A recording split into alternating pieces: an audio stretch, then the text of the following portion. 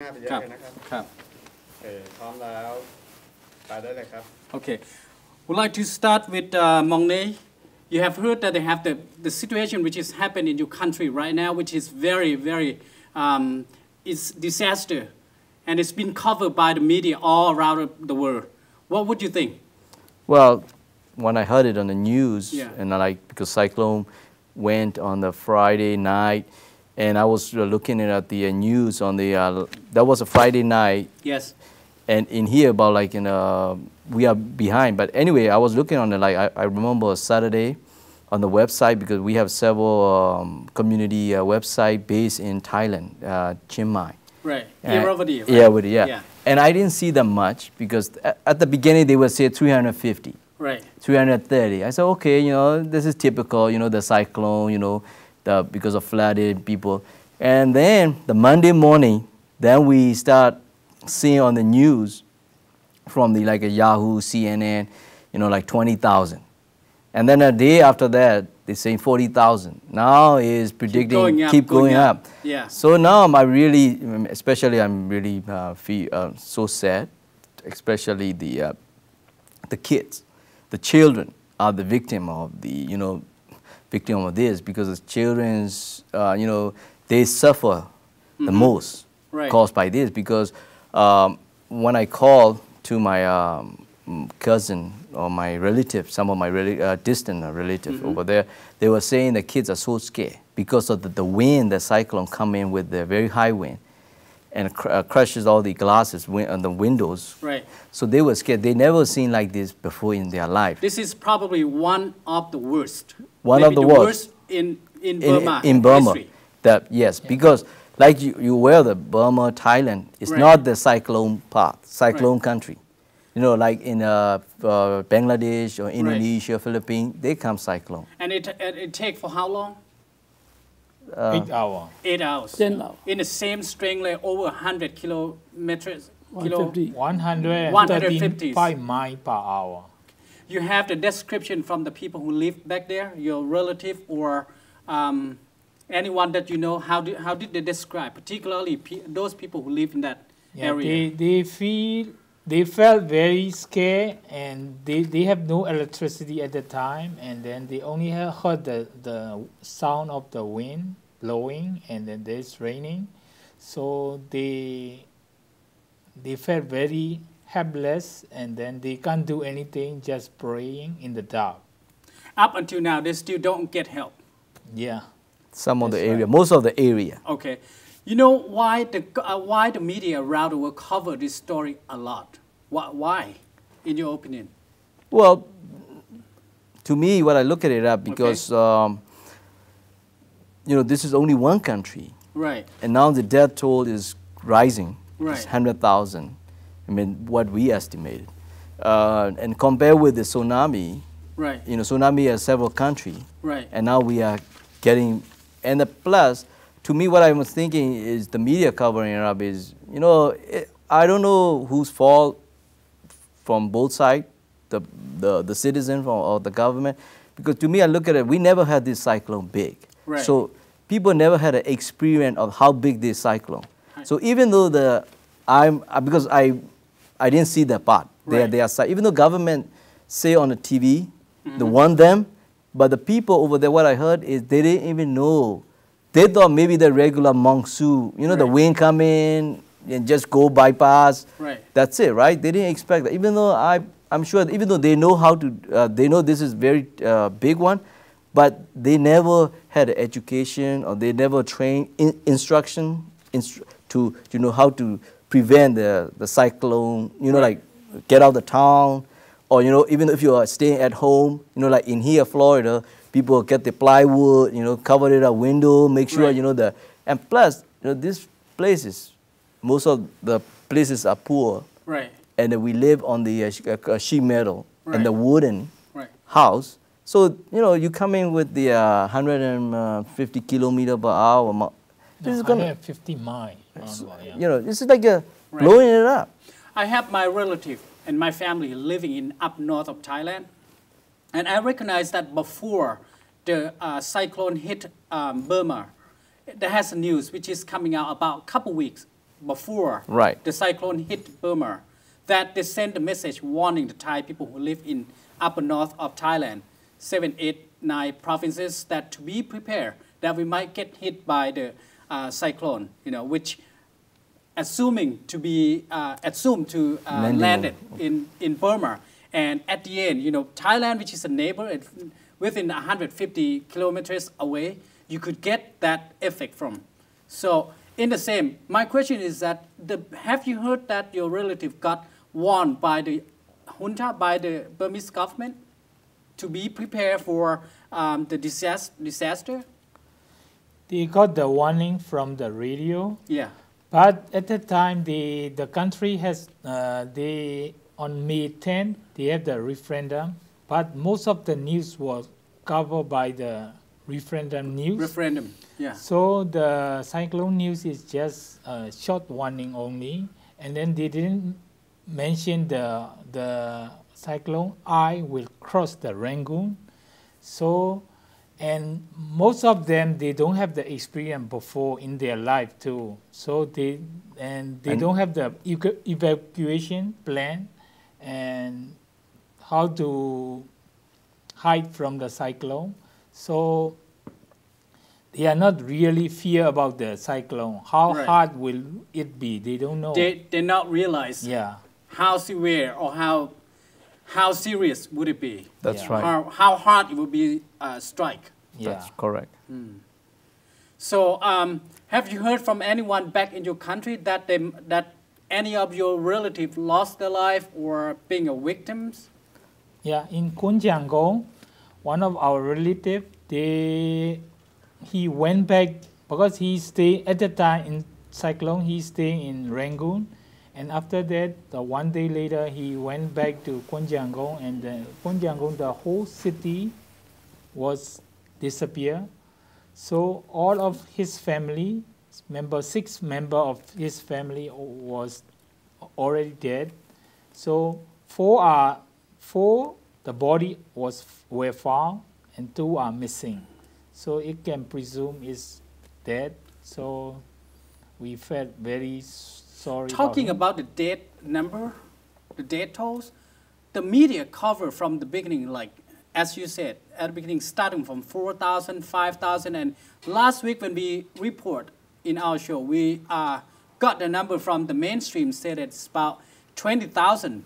That was last week, last Monday. But recently, if you keep follow up the news from the mainstream, the number keep going up, particularly from the U.S. media, which said that it could topple to 100,000. So you have any specific number? You have heard the number from your relative or from the government or from the Myanmar media, which is also have the televisions sent via satellite to the America too? Yes, I mean, They mentioned 22,000. They mentioned about 22,000, and they were saying about 40,000 missing. Yeah.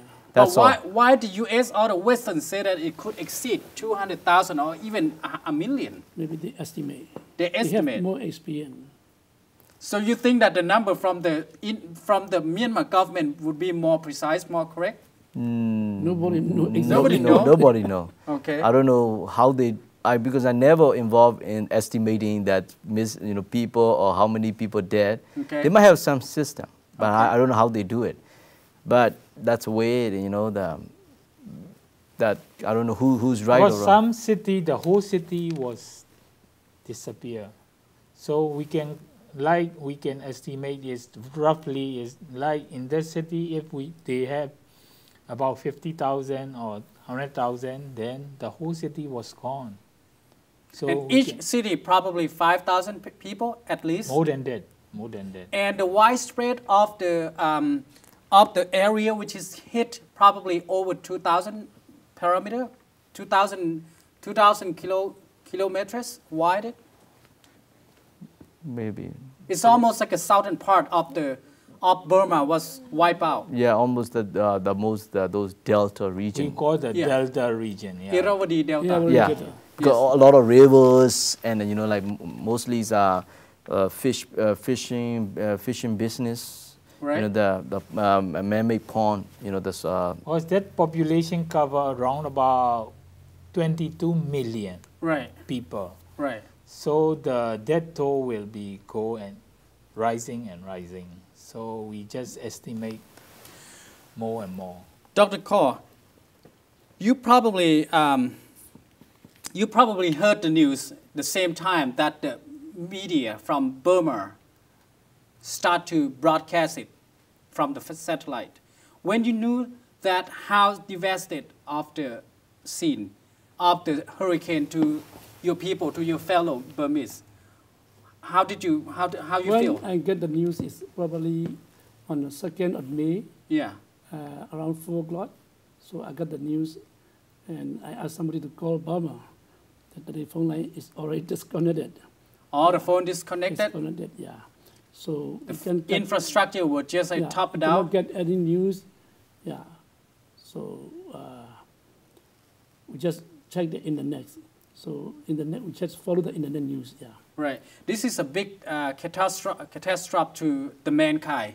It's not only, you know, the sadness is not only among the Burmese, but it's talking about a humanitarian. It's everybody around the world try to help Burmese, you know. If you follow the news, you see that they have the help coming from everywhere around the world, from the US, from England, from UN, from Thailand. Everybody want to help. But the news that we have repeatedly heard from the mainstream is the Burmese government doesn't want to allow the help from international communities. And it's been set outside, although all those help would just come to the shore. But it's still set, you know, on the ship, just right outside the border. And at the same time, the people were just waiting, you know. People lost their life, people still need food, people need the medications. What do you think? What happened to your government? So we don't know exactly. We hope the Burmese government can work together with the international organization to open the door and for the experts can go in and help. Okay. But in the Southern California, I personally represent the Southern California Burmese Association, which is a non-political, non-religious, non-racial association and non-profit organization. We, together with the other 12 associations from Burmese community, Right. it includes Burmese American Medical Association, Burmese American Dental Association, Southern California Burma Chinese Association, Right. and Southern California Science and Engineering Association, and other school alumni association. And we also we invite the temple, Burmese Buddhist temple from 6-7 Buddhist temple, Okay. the monk from the temple. And we also invite the Christian pastor from the Christian church. So altogether we have around 22 associations. We work together and found a group. Okay. Okay.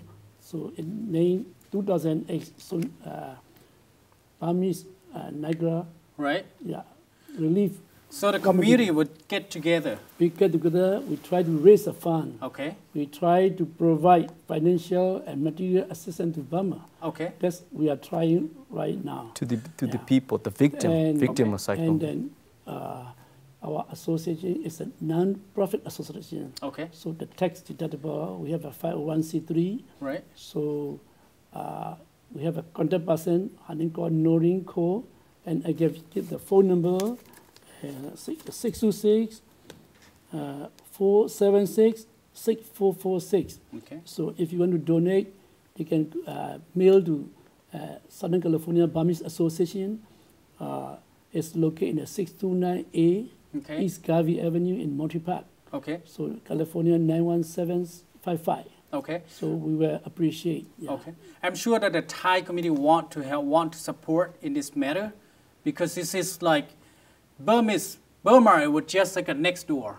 It's a neighborhood country. That's right. Next to us, you know, surrounding in the north and also in the west of the country. A lot of Burmese living in Thailand, you know. So what happened to the Burmese community right now, it's quite heartfelt to us as well. So I'm sure that they want to help. But again, I want to ask the same question. But now I'm going to ask you, if the Thai people help, if the Burmese community help, do the fundraising, you got millions of dollars, and how are you going to deliver all this money back to your country without interruption, without the sanction, without stopping by the government? Because that's what we have heard. You have any organization which will work with you in your home country? Yeah, actually we want Has it planned? Yeah, we want to help them officially and legally. But if the official or legally way can't help, so we will try any means to help the victim over there. Okay. So we will ask our relative, our family member in Burma to look for what kind of means we can help the people. So as far as now, we just deliver a lot of water because the water is the main shortage in every flooded area. So we already distribute a lot of water bottle to the flooded area to let them drink, and then also the food too. Yeah, because the medication we need the doctors and medical team. So the first thing we are doing is the water and the food. Okay. And later, because of the flooded area, it will get a lot of infection. So the medical team will go later. Okay. Nay, why the Burmese government doesn't allow the international to go in the country?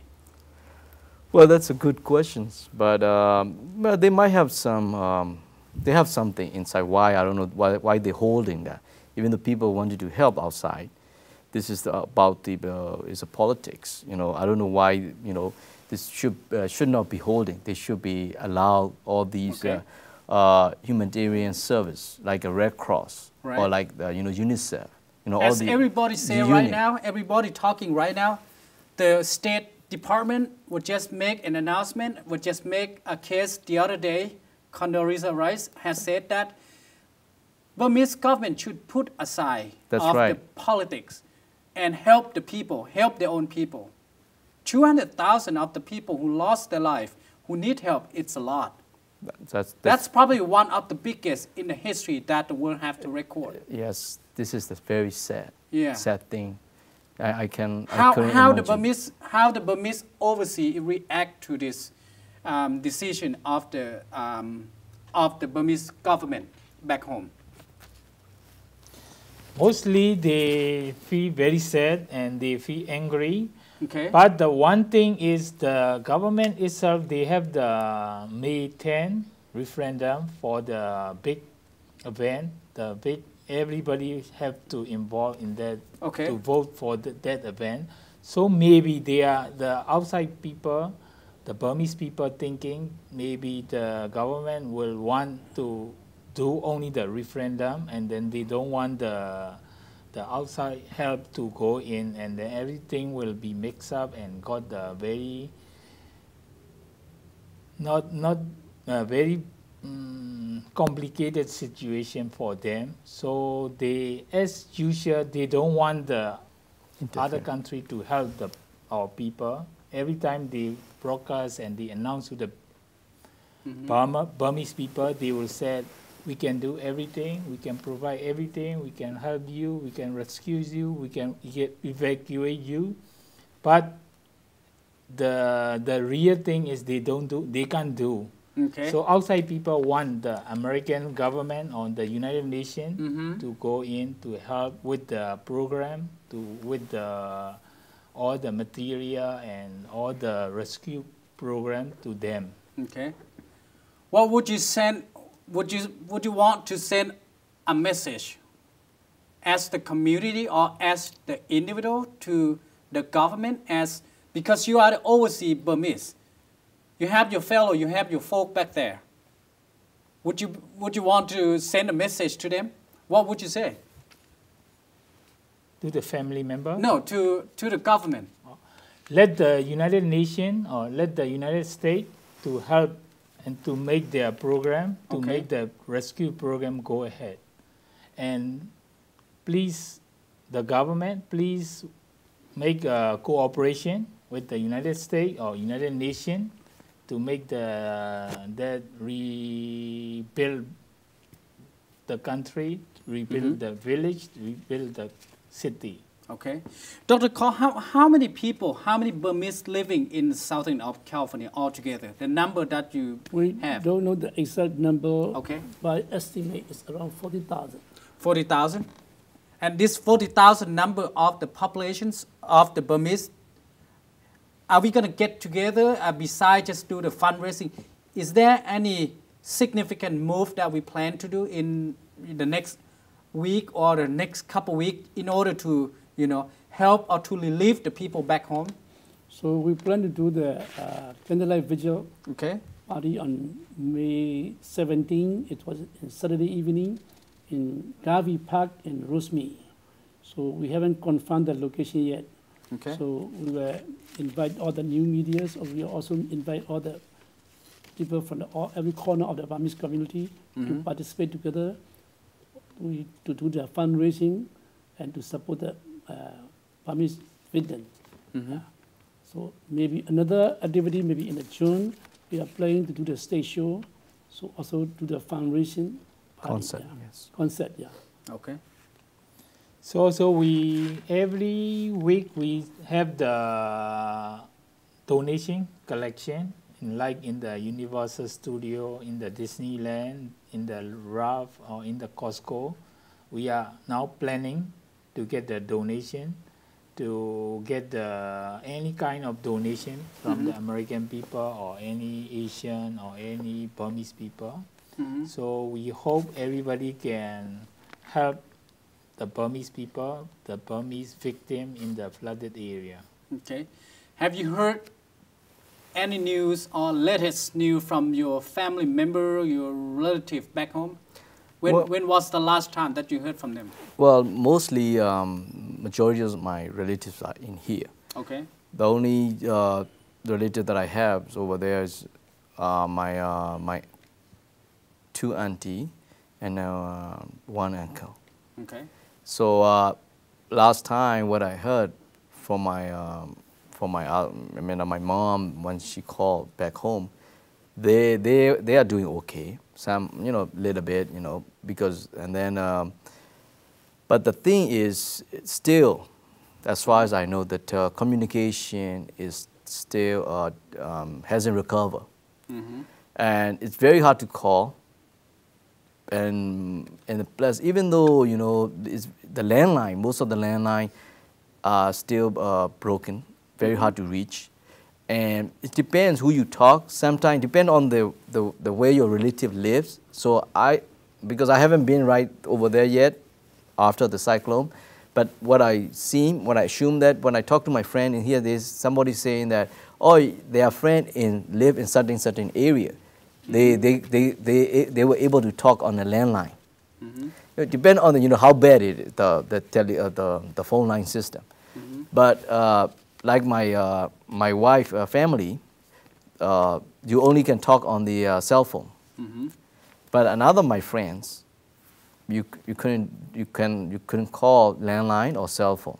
Only he can communicate with internet. Okay. So depends, but still, to reach out there over there by phone, calling them is very difficult. Sometimes I have to keep dialing, and it's not ringing. Okay. Gentlemen? I just got the email from one of my very close friends from Burma. She lives in Rangoon. He said they haven't taken a shower for 5 days already because of the shortage of the water. Is that any help from the government? From which government? From the Burmese government.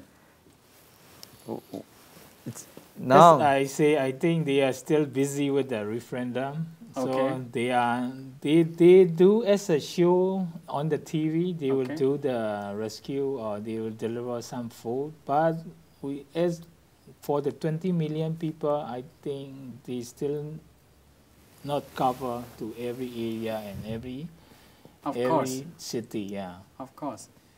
And you have heard from the UN Secretary, Mr. Ban Ki-moon, the top UN guys, have interview, giving the interview to the network, to the U.S. network over and over that he been requesting, and put a pressure on the Burmese government to get the clearance into the country, because people desperately need help, need food, need medication, need clothes, need a shelter,